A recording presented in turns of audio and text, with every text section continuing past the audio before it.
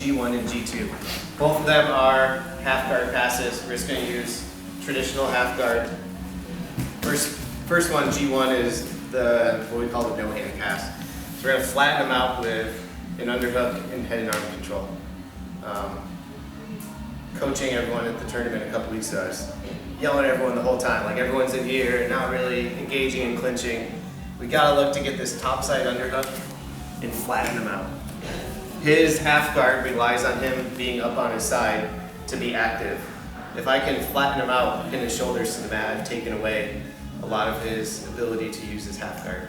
The half guard is hard to get through and pass from this position when he's on his side, but if I can pin his shoulders to the mat, it becomes a whole lot easier because I'm twisting his body in opposite directions.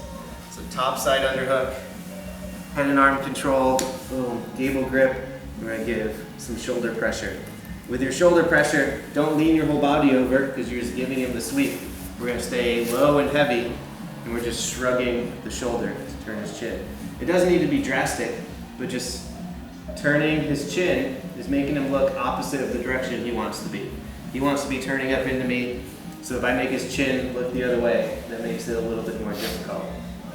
We're going to use our free instep to pin his thigh. And now I'm going to turn my right hip heavy into him and slice my knee over his thigh.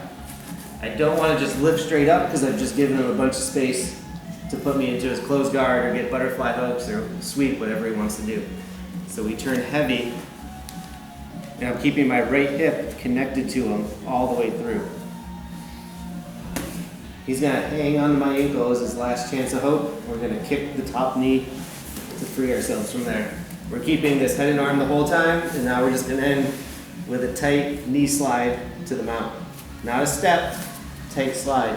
The knee leads the way, and the foot follows after the knee touches. Bam, bam. We'll immediately scoop the feet together so he doesn't catch an ankle and try to Alcatraz out of here.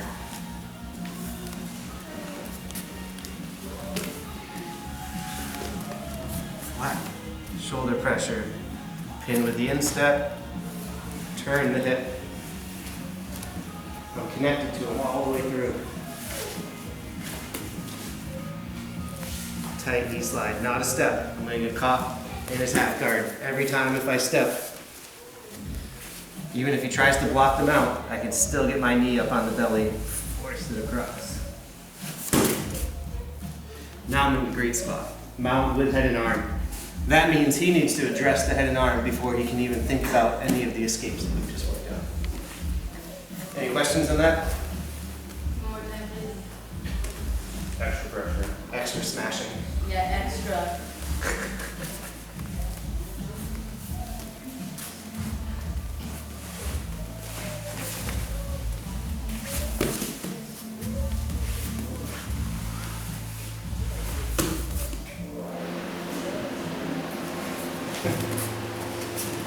Partner, 1, 2, 3.